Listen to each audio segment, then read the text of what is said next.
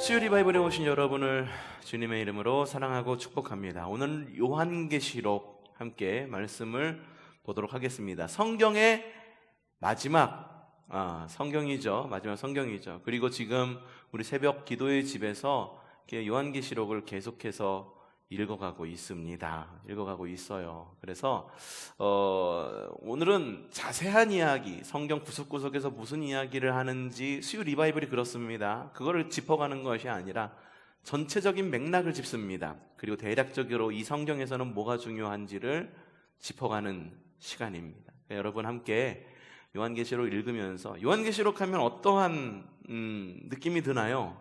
무시무시하잖아요. 막 유황불이 떨어지고 그리고 666 나타나고 14만 4천이더라 막 이러면서 나오고, 야 이게 무슨 책인가 라고 그렇게 참 두려움 가운데 읽는 책이 요한계시록인데, 정말 요한계시록은 두려움 가운데 읽을 책인가 한번 좀 들여보도록 하겠습니다. 자, 요한계시록은요 은유와 상징으로 가득합니다. 은유와 상징으로 가득한 이유는 이게 그림 언어이기 때문입니다. 그림 언어. 여러분이 무엇인가를 상상하고 그려본다라고 생각을 해보세요. 그려보는데 그림으로 그려도 좀 그림을 못 그리니까 이게 그려도 뭔 그린 건가. 그래도 그림으로 그리면은 대략 상징적인 것들은 표현해갖고 그림을 그릴 수 있잖아요. 고양이를 그리면 이게 누가 보더라도 고양이다라고 알아볼 수 있게 하는 그림입니다. 그런데 성경은 그림책이 아닙니다. 성경은 글로만 쓰여졌어요. 그렇기 때문에 그거를 갖다가 계시를 받고 은유와 상징을 하나님으로부터 보고, 하나님으로부터 주신 그 은유와 상징을 보고 글로 써내려간다라고 하는 것, 사실 그렇게 쉬운 일이 아니죠. 그래서 은유와 상징으로 가득하기 때문에 사람들은 이 요한계시록을 읽을 때마다 상상을 합니다. 야, 과연 이게 뭔지, 눈이 몇 개 달렸다고? 날개가 몇 개 달렸다고? 이걸 한번 그림으로 그려보니까 무시무시한 그림이 나오더라 라고 하는 거죠. 화석, 여러분 아시죠? 화석이 뭔가요? 옛날에 살았던 동물들이 이 진흙 속에 갇혀가지고 이 뼈들이 석화, 돌처럼 돼가지고선 뼛속에 갇힌 게 화석이잖아요. 그렇죠? 이 화석을 발굴해내서 사람들이 공룡의 모습이 어떨지를 상상해서 그립니다. 근데 제대로 못 그려요. 이유는 뭐냐 하면 화석이 되어서 뼈다구만 남아있는 그 화석으로 몸을 구성을 하면은 뼈로 구성되어 있지 않은 부분, 예를 들어서 연골도 뼈이지만 화석이 되면서 다 지워집니다. 연골 부분, 아니면은 살, 아니면은 눈, 아니면 이런 부분들이 다 상상에 의해서 그릴 수밖에 없는 거예요. 그래가지고 화석으로 생명체를 재구성하려고 하면은 상당히 왜곡된 생명체의 모습을 그려놓을 수밖에 없습니다. 여러분이 보시는 그 공룡 있잖아요. 공룡이 정말 그런 모습일까? 혹시 우리 중에 공룡 보신 분 계세요? 없죠? 뼈를 바탕으로 재구성을 했어요. 그래서 얼마 전에, 벌써 오래됐어요. 오래전에 공룡 뼈로 생명체를 재구성 이렇게 하는 사람이 나왔는데, 야, 공룡은 사실 깃털로 덮여 있을 거야 라고 말하는 사람도 나타났어요. 깃털.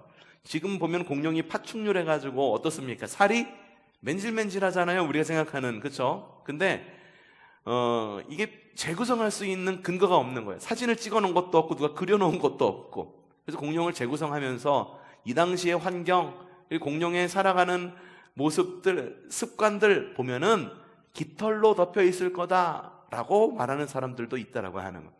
요한계시록 역시 마찬가지예요.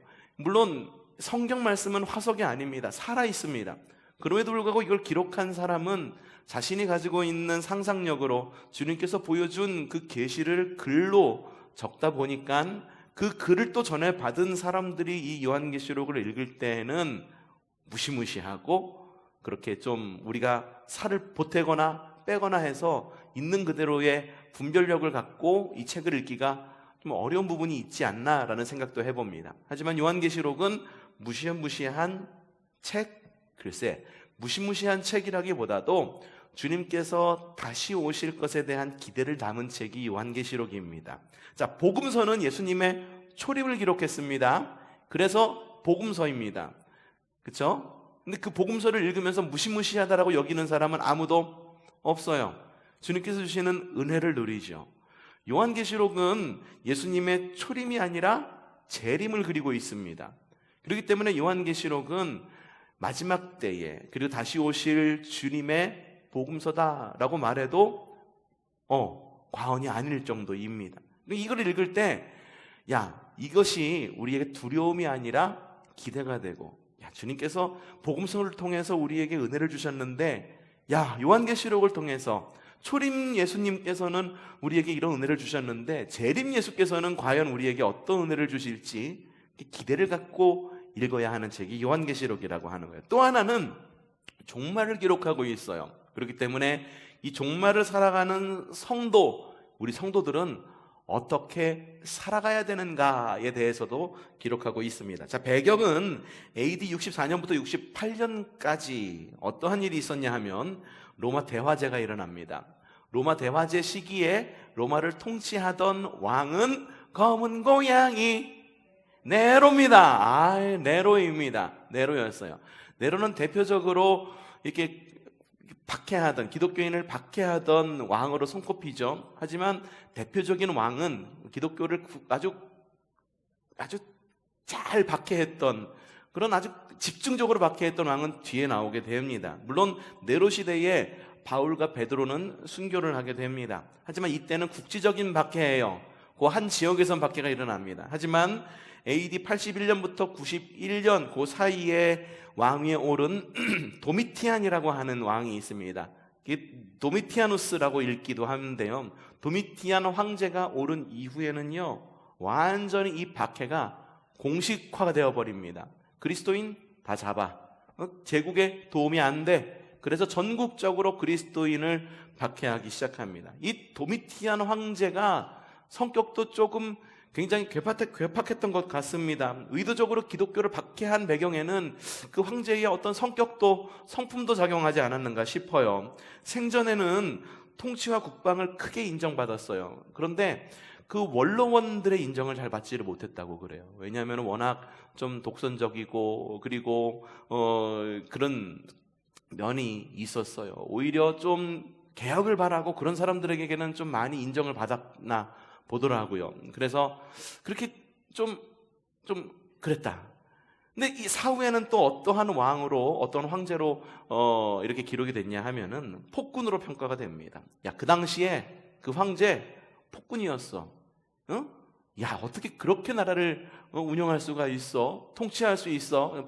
폭군으로 평가를 받습니다. 바로 이 시기에 많은 성도들이 전국적으로 도망갈 데가 없는 거예요. 도망갈 데가 없는 거예요. 우리나라 전쟁 나면 도망갈 데 없잖아요. 그렇죠? 어디 도망가? 전방위에서 두려우신가요? 후방에까지. 지금 우리나라는 좁아요. 갈 데가 없어. 우리나라는 사실상 현실상 섬이에요. 섬. 북한으로 갈 수 없죠. 남한으로, 지금 남한이잖아요. 남쪽 끝에는 뭐가 있어? 대륙으로 연결되어 있나요? 아니잖아요. 바다로 연결되어 있죠. 도망갈 데가 없어. 이 시기도 마찬가지. 그리스도인이 도망갈 데가 없는 거예요. 숨을 데가 없는 거예요. 그러니까는 많은 그리스도인들이 배교의 위기에 휩싸이게 됩니다. 옛날에 그런 6.25 때 그런 이야기들이 있었었죠. 너 예수님 얼굴에 침 뱉고 밟고 지나가. 그럼 목숨만을 살려줄게. 이런 이야기 있었었죠. 근데 어떤 사람이 와가지고선 어떻게 예수님의 이 초상화를 밟고 침 뱉고 가요? 그러면서 딱 품에 안았더니만 공산당이 감명을 받아가지고선 살려줬다라고 하는 그런 신화와 같은 이야기가 우리에게 전해지고 있죠. 실제로 그랬어요. 그래서 살려줄게. 너 그냥 예수 모른다라고 하면 돼. 예수는 그냥 이단이었다라고만 인정만 하면 목사님 살려주는 거야. 그러니까는 인정해 라고 이야기를 합니다. 자, 여러분에게 이럴 때가 오면 어떻게 하시겠습니까? 이런 때가 오면 어떻게 하시겠습니까? 그거 잠시 눈 잠깐 감고 넘어가시겠어요? 주님은 내 마음을 아실 거야. 이러고 넘어가지 않겠어요? 대부분 그러지 않겠어요? 그게 왜 그렇게 제가 그런 생각이 드냐 하면은 사실 우리가 평상시의 모습을 보면은 그렇잖아요. 그렇죠? 배교까지는 아니더라도 이게 신앙인의 모습인데 내가 지금 이 순간에는 어쩔 수 없어. 그러면서 내가 결정한 대로 끌고 나가고, 그러면서 생각하잖아요. 주님은 아실 거야. 주님은 아실 거야. 그러고 넘어가잖아요. 근데 위기의 때가 오면은 정말 안 그럴까? 글쎄, 저는 어떻게 될까? 글쎄, 그 상황이 닥치면은 어떻게 될까? 마음을 굳게 잡고는 있지만, 글쎄, 이걸 어떻게 해야 될까? 고민이 되고, 그리고 이게 그런 것이 사람의 마음이었던지라. 이 시대 사람들도 배교의 위기에서 많은 사람들이 배교를 하고 예수님을 부인하고 떠나갑니다. 그 시기에 그래서 쓰여진 책들을 보면은 힘을 내십시오. 마지막 때가 있습니다. 주님께서 다시 오실 것입니다. 견디는 자에게는 상급이 있습니다. 면류관이 있습니다. 이런 이야기들이 많이 적혀 있습니다. 이 시기에 사도 요한은 반모섬에 갇혀서, 그래서 마지막 때에 이제 사도 요한도 이제 다 늙어가지고선 머리도 허옇게 돼가지고 반모섬에 유배가 되었겠죠. 그 사도 요한이 주님께서 주시는 그 마지막 때의 모습을 보고 그린 책이 바로 무슨 책이다? 요한계시록이다 라고 하는 거예요. 자, 구성은요, 계시, 예언, 편지 이렇게 기록이 되어 있는데, 모두가 다 이게 어디서부터 어디까지 계시, 어디부터 어디까지 예언, 어디부터 어디까지 편지, 이게 아니라 혼합적으로 이게 편지 형식의 예언, 편지 형식의 계시로 이어지고 있습니다. 그 사건 가운데 최고의 사건이 무슨 사건이냐? 바로 요한계시록 21장 1절부터 7절까지 말씀입니다. 우리 함께 좀 읽어보죠. 요한계시록 21장 1절부터 7절 시작. 보았습니다. 이전의 하늘과 이전의 땅이 사라지고 바다도 없어졌습니다. 나는 또 거룩한 도성 새 예루살렘이 남편을 위하여 단장한 신부와 같이 차리고 하나님께로부터 하늘에서 내려오는 것을 보았습니다. 그때에 나는 보좌에서 큰 음성이 울려 나오는 것을 들었습니다. 보아라, 하나님의 집이 사람들 가운데 있다. 하나님이 그들과 함께 계실 것이요, 그들은 하나님의 백성이 될 것이다. 하나님이 친히 그들과 함께 계시고 그들의 눈에서 모든 눈물을 닦아주실 것이다. 다시는 죽음이 없고 슬픔도 울부짖음도 고통도 없을 것이다. 이전 것들이 다 사라져버렸기 때문이다. 그때에 보좌에 앉으신 분이 말씀하셨습니다. 보아라, 내가 모든 것을 새롭게 한다. 또 말씀하셨습니다. 기록하여라. 이 말은 신실하고 참되다. 또 나에게 말씀하셨습니다. 다 이루었다. 나는 알파와 오메가 곧 처음이며 마지막이다. 목마른 사람에게는 내가 생명수 샘물을 거저 마시게 하겠다. 이기는 사람은 이것들을 상속받을 것이다. 나는 그의 하나님이 되고 그는 내 자녀가 될 것이다. 이게 최고조의 사건인 거예요. 우리가 요한계시록을 읽으면 무시무시한 장면을 보통 떠올려요. 근데 우리가 요한계시록 하면 떠올려야 할 장면이 바로 이 장면인 거예요. 새하늘과 새 땅이 열리고 주님께서 재림하시고, 그리고 신부인 교회를 맞아들이고, 그리고 알파와 오메가다. 나는 너의 하나님이 되고, 그리고 너는 나의 자녀가 될 거다 라고 하는 주님의 그 음성을 들을 줄 알아야 된다라고 하는 거예요. 요한계시록의 구성 여러분들 나누어드린 프린트 보시면 요한계시록의 구성 나와 있습니다. 자, 그리고 서론과 결론이 같은 내용으로 반복을 이루어서 통일성을 이루고 있다라고 하는 사실, 그렇게 기록되어 있다라고 하는 구성 여러분들 기억하시면 됩니다. 자, 본론은요, 요한계시록의 본론은 총 4가지 환상으로 구성되어 있습니다. 자, 언제나 내가 성령에 감동하였더니 라는 말로 시작을 하고 있어요. 자, 첫 번째 환상은 1장 10절부터 4장 1절, 여기에는 7교회가 나옵니다. 7교회가 나와요. 자, 7교회 어떤 교회였는지 앞부분만 따서 우리가 함께 이야기했었죠? 에, 서, 버, 두, 사, 빌, 라.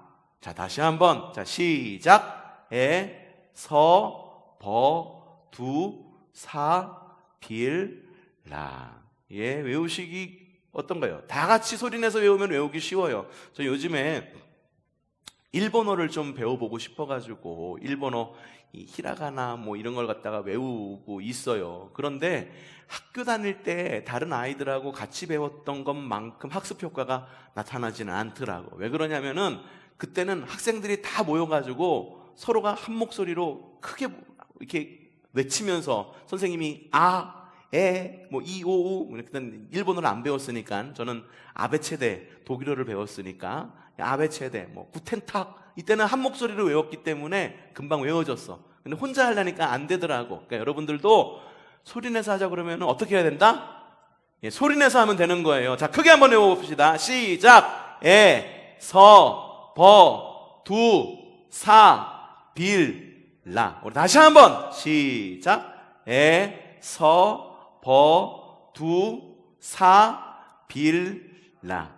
이게 에서보두사빌라 하고선 각자 이름 말해보세요 하면은 또 못 말하잖아. 그렇죠? 익숙해져야 되는 건데 우선 요것만 기억하세요. 그래서 7교회 알아? 그러면은 알지. 에서보두사빌라. 그렇게만 얘기하면은 사람들이 오 대단하다. 그럼 그 교회가 이름들이 뭔데? 이렇게까지 안 물어봐. 그러니까는 7교회. 지금은 새벽기도 시간마다 이 에서보두사빌라 교회들을 하나씩 집어서 얘기해서 오늘 라우디게아 교회 이야기를 했죠. 그렇죠? 그래갖고선 안약이 발달되어 있던 그런 그렇죠. 그래서 그런 부자였던 동네. 그런데 못 살 것이 없었는데 예수님의 이름만 사지 못했던 동네. 그게 라우디아 교회라고 하는 거. 궁금하신 분들은 언제나 새벽 말씀은 이렇게 우리 수요 리바이블과 함께 맞춰서 가려고 제가 엄청 노력을 하고 있거든요. 그러니까 여러분 새벽 리바이블 시간에 새벽 기도의 집에 나오시면은 들으실 수가 있으십니다. 더 깊어지는 것을 바라볼 수 있어요. 그래서 첫 번째 환상은 7교회에 말씀하시는 것. 그래서 이야기해요. 두 번째 환상은 7인, 7나팔, 7대접. 그래서 어떠한 심판이 있을 것인가, 그 심판에 대한 이야기가 나와 있고요. 네 번째 환상은 17장 3절부터 21장 9절까지 바벨론이 멸망할 것이다 라고 이야기하고 있는데, 거기서 나타나는 용이 나타나고 이러는데, 전통적으로 이 용은 그 당시에 있었던 로마를 상징한다라고 해석을 하고, 그리고 마지막 때에 이 용이라고 하는 건 적그리스도다라고 이야기를 하기도 합니다. 자, 네 번째는 그러면은 이렇게 회복된 그 나라의 모습이 어떤 모습일까? 그래서 새하늘과 새 땅, 새 예루살렘의 모습이 나와 있습니다. 그렇게 네 부분으로 나눌 수가 있어요. 자, 첫 번째 환상입니다. 첫 번째 환상, 7교회의 하나님께서 7교회를 보시고 그 교회들에게 주시는 그런 환상, 사도 요한이 보고 있는 거죠. 로마 제국 안에 있는 7개의 특별한 도시들 안에 있는 특별한 교회들에게 메시지를 준 겁니다. 메시지를 준 거예요. 형식은 칭찬과 책망, 그리고 권면과 약속, 이렇게 이어지고 있어요. 첫 번째, 어느 교회? 에베소 교회입니다. 에베소 교회는 칭찬, 진리를 잘 지켰어. 책망, 첫사랑을 잃어버렸네. 야, 첫사랑 그러니까 회복해. 너희에게 생명나무의 과실을 줄게. 라는 이야기가 담겨 있습니다. 서모나 교회, 칭찬. 야, 너희가 환난을 잘 이겨내고 있구나. 하지만 책망은 없어요. 하지만 또 권면은 뭐라고 했냐면 환난을 잘 견뎌내고 있으니 죽도록 충성하라라고 이야기해요. 그러면 너희에게 생명의 면류관이 있을 것이다. 버가모 교회, 야, 너희 잘 믿음을 지키고 있었어. 그런데 책망할 것이 있으니 너희가 참 부도덕하구나. 응? 회개해라. 그러면은 너희에게 만나와 흰 돌을 너희에게 주겠다라고 이야기를 합니다. 두아디라 교회에는요, 야, 너희가 이렇게 마지막 때에 그럼에도 불구하고 신앙에 잘하고 그리고 삶에 있어서 그리스도인다운 삶을 살려고 노력을 했구나. 하지만 너희 우상 숭배했어. 그러니 너희 믿음을 굳세게 지켜. 권세 그리고 새벽별에 대한 약속이 있고요. 4대 교회는 믿음을 지킨 것에 대해서 칭찬을 합니다. 하지만 너희는 믿음을 지켰지만 죽은 교회다라고 이야기를 하고 있어요. 여러분, 이거 참 무서운 말이에요. 우리가 믿음을 지킨다라고 이야기하지만 정작 우리의 신앙은 죽어있는 신앙일 수도 있는 거예요. 여러분 잘 믿으셔야 됩니다. 그러니 어떻게 남은 것을 굳게 하라. 야, 잃어버린 것 그거 붙잡아서 뭐하니? 남아있는 것 그거라도 살려. 명예 흰옷을 입혀주겠다. 빌라델비아 교회에는 믿음 안에서 잘 견뎠어. 하지만 그것이 그리고 책망이 없습니다. 그러니 믿음을 잘 지켜 새 이름을 약속하시고, 라우디게아 교회, 이 라우디게아 교회는요 칭찬이 없어요. 책망만 있습니다. 야, 무관심에 대한 책망. 너희가 열심히 하지 않았어. 열심을 좀 내. 그러면은 그 보좌에 대한 약속이 있습니다. 이게 목적이 뭘까? 이 7교회를 보여주면서 7교회에 대한 칭찬과 책망과 그리고 권면과 약속이 있는 이유가 뭘까? 질책과 징계를 하기 위해서, 질책과 징계가 분명히 들어가 있습니다. 칭찬받은 교회도 있고 칭찬이 없는 교회도 있고, 그리고 책망받은 교회도 있고 책망이 없는 교회도 있고, 참 가지각색입니다. 하지만 7교회를 통해서 주시는 주님의 말씀은 뭐냐 하면은, 고난을 잘 극복해라. 마지막 때에 고난을 잘 극복해야 돼 라고 말하고 있는 거예요. 자, 7교회 모두 세상 안에 있어서 영적 전쟁 안에 있는 교회입니다. 곧 상징적으로 본다고 한다면 우리 교회이기도 하다라고 하는 거이죠. 자, 두 번째 환상 4장에는요 요한이 본 천국의 환상이 있는데, 거기에 보면은 막 모든 사람들이, 모든 천사들이, 그리고 24 장로들이 보좌에 앉으신 주님을 막 예배하는 그런 모습들이 나와 있습니다. 보좌에 앉으신 주님, 그리고 보좌 주변에는 4가지 생물과 24 장로들이 앉아갖고 뭘 하고 있냐면 밤낮으로 찬양을 합니다. 여러분, 우리가 천국에 가서 뭐 할 것 같아요? 천국에 가서 뭐 할 것 같아요? 여러분, 천국에 가서 뭐 하고 싶으세요? 뭐 하고 싶어요? 찬양? 정답만 얘기하시네. 천국에 가서 왜 천국이 좋으세요? 예수 믿어 천국 간다라고 얘기하죠. 우리 모든 교리가 다 거기에 몰려 있어요. 그리고 그거 하나만 가르쳤어. 그래서 이 땅에서 천국을 살아가는 삶에 대해서는 별로 안 가르쳤어. 그래서 그리스도인 하면은 그냥 내세만 바라보는 삶, 천국만 바라보는 삶이다라고 여겨지는데, 사실 천국은 이 땅 가운데에서 이루어지고, 그리고 마지막 때에 이루어지는 천국을 누리는 그런 삶이 우리의 삶인데, 그럼 마지막 때에 여러분 천국 가세요? 그러면은 천국이 뭐가 좋아? 왜 천국 가려고 그래? 왜? 지옥 가지 않는, 지옥이 왜 나쁜지는 아시죠? 왜 나빠? 사람들이 보니까는 지옥의 모습을 그린 걸 보니까는 무시무시해. 그렇죠? 그래서 지옥 가기는 싫어. 그래서 천국을 갑니까? 여러분, 그렇게 생각하는 것보다 더 건강한 생각은 뭐냐 하면은, 천국이라고 하는 곳에 주님이 계시기 때문에 좋은 거예요. 주님이 계시기 때문에 좋은 거예요. 달리 좋은 게 아니에요. 그곳에 주님이 계시기 때문에 좋은 거예요. 그곳에 가고 호의호식 하느냐고? 호의호식 하는 거 필요 없습니다. 천국은 얼마나 좋은 옷을 입는지 필요 없습니다. 얼마나 많이 배웠는지 필요 없습니다. 누가 훨씬 더 많이 배웠는지 필요 없습니다. 그럼 뭐가 있느냐는 거예요. 지금의 가치와는 완전히 다른 곳이 천국이다라고 하는 거예요. 사람들이 천국을 보고 와가지고선 이야기를 합니다. 야, 천국은 이런 곳이더라 라고 이야기를 합니다. 근데 그렇게 말하는 이유는 뭐냐 하면, 내가 가지고 있었던 어떤 가장 좋은 모습으로 하나님께서 그 모습으로 보여주는 거예요. 왜? 그 이상의 모습을 보여주면은 야, 천국이 좋은 곳이다 라고 판단할 수 있는 그런 이성적 능력이 우리에게 없어요. 상상을 해보자는 거예요. 우주에 뭐가 있는가? 우주가 얼마나 넓은가? 설명해주면 압니까? 왜? 우리 상상 밖으로 커요. 우리가 상상할 수 있는 거는 이 지구 안에 있는 엄청나게 큰 것, 상상하는 것, 그 정도뿐인 거예요. 그랜드 캐년 가보면은 이곳이 얼마나 큰지 입술 쩍 다물고 이야기합니다.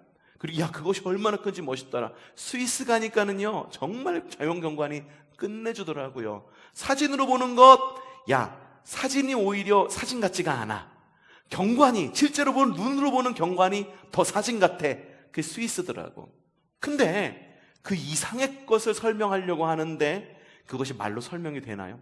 우리 언어의 한계, 우리 지적 능력의 한계, 설명이 안 되는 거야. 그러니까 주님께서 천국을 보여주셨다, 그래서 천국은 이런 곳이다 그러면서 간증하시는 분들 틀렸다라고 말씀드릴 수는 없습니다. 정말 천국이 그럴지도 몰라요. 하지만 하나님께서 우리에게 천국을 보여주실 때에는 우리가 가지고 있는 가장 좋은 모습으로 천국을 그리지 않을까, 그런 생각을 우리는 해볼 수가 있는 거죠. 마지막 때에 우리가 부활합니다. 부활하면 어떤 모습으로 부활할까요? 지금의 모습으로 부활할까요? 장애인은 다시 장애인으로 부활합니까? 노인은 다시 노인으로 부활합니까? 갓난아기는 역시 갓난아기로 다시 부활합니까? 어떤 모습으로 부활할까요? 아파서 암으로 돌아가셨어. 그러면은 부활할 때도 똑같이 암이 있는 몸으로 부활을 할까요? 상상할 수가 없는 거예요. 상상할 수가 없는 거예요. 그 모습은 우리가 단지 성경을 통해 가지고 성경 안에 예수님이 어떤 모습으로 부활하셨는지 부활의 첫 열매이신 주님의 모습을 보고 우리가 상상할 수 있을 뿐이죠. 그러니 나와 있는 이 요한계시록에 나와 있는 이 모습 우리가 상상할 수가 없는 거죠. 상상할 수가 없어요. 상상할 수 있는 이성의 범위 안에서 상상하는 거다. 하지만 마지막 때에 오실 주님은 어쨌든 우리가 상상할 수 있는 그 너머에 있는 모습으로 오실 것이다. 그렇기 때문에 우리가 기대할 수밖에 없는 거다. 천국, 그렇죠? 천국 얘기하다 여기까지 온 거죠. 천국에 가서 뭐 할까? 우리가 가지고 있는 가치로 그래 거기서는 그래 암도 없을 거야. 몸이 아프지도 않을 거야. 그렇지. 근데 암이 있으려면 우리의 몸이 있어야 되는데 그 몸 그대로 우리가 부활할 거는 아니지 않느냐. 그러면은 그 천국의 모습은 지금 우리가 그릴 수 있는 모습의 모습은 아닐 거다. 그래서 천국에 가서 우리가 뭘 할까? 마지막 때의 모습을 보면 천사들이 뭐하고 24장로가 뭘 하고 있는지 보면은 대략 알 수가 있죠. 자, 24장로와 4가지 천사, 생물들이 나와서 보좌에 앉으신 주님 앞에서 뭐라고 했냐면 거룩하다, 거룩하다, 거룩하다 이러면서 주님을 찬양하고 있어요. 아이고 평생토록 예배했는데 거기 가서 또 예배한다고? 여러분 예배가 얼마나 재미없으면 목사 잘못이네 결국은. 그래요. 제가 재밌게 해드려야 되는데 예배가 재미없으면 안 되는데 즐거워야 되는데 그렇죠? 그래서 좀 더 재미있게 해드리려고 좀 예배를 좀 바꿔보려고 지금 생각하고 있으니까요. 한번 기대해 보시면서 한번 예배 가운데 한번 나아가 보도록 하죠. 밤낮으로 찬양합니다. 천국 가면 하는 거 하나밖에 없어요. 예배하는 거예요. 예배가 그렇게 즐거울 수가 없는 거예요. 그리고 하나님을 예배하고 예수님이 우리 앞에 있다라고 하는 그 자체가 정말로 우리에게 더 이상의 다른 무엇과도 바꿀 수 없는 기쁨이다라고 하는 것입니다. 주님 손에 7 인을 봉한 두루마리 있어요. 근데 사도 요한이 그걸 보고선 대성통곡을 합니다. 왜? 그 누구도 그 7 인으로 봉한 두루마리를 펼 수 있는 능력을 가진 자가 이 땅에는 없기 때문에 주님께서 말씀하시죠. 다윗의 뿌리가 그것을 봉인을 풀 것이다. 다윗의 뿌리를 가진 누구? 예수 그리스도께서 그 봉인을 풀면서 마지막 때에 위로해 주실 것이다. 7 인을 뗄 때마다 거대한 환란이 일어납니다. 첫 번째 인을 뗄 때 흰 말이 등장을 하는데 전쟁을 상징을 합니다. 둘째 인이 떼어질 때에는 붉은 말이 등장을 하는데 내란을 상징합니다. 셋째 인을 뗄 때에는 검은 말이 등장을 하는데 이는 기근을 상징합니다. 넷째 인을 뗄 때에는 청황색 말이 등장을 하는데 이는 역병을 상징합니다. 다섯째 인을 뗄 때에는 성도들의 영혼들이 나타나는데 이는 종교적 박해를 말합니다. 여섯째 인을 뗄 때에는 지진과 하늘의 징조들이 보이는데 이는 천재지변을 말합니다. 일곱째 인을 뗄 때에는 반시간 동안 고요함이 이어지다가 그 다음에 이어지는 것이 7 나팔의 재앙이 이어지는 것을 볼 수가 있어요. 보면은요, 지금 우리 시대하고 너무 비슷한 것 같아요. 전쟁, 내란, 기근, 역병, 종교적 박해, 천재지변, 폭풍, 전야. 우리에게서 하나도 빠지지 않죠. 다 우리에게 해당되는 것.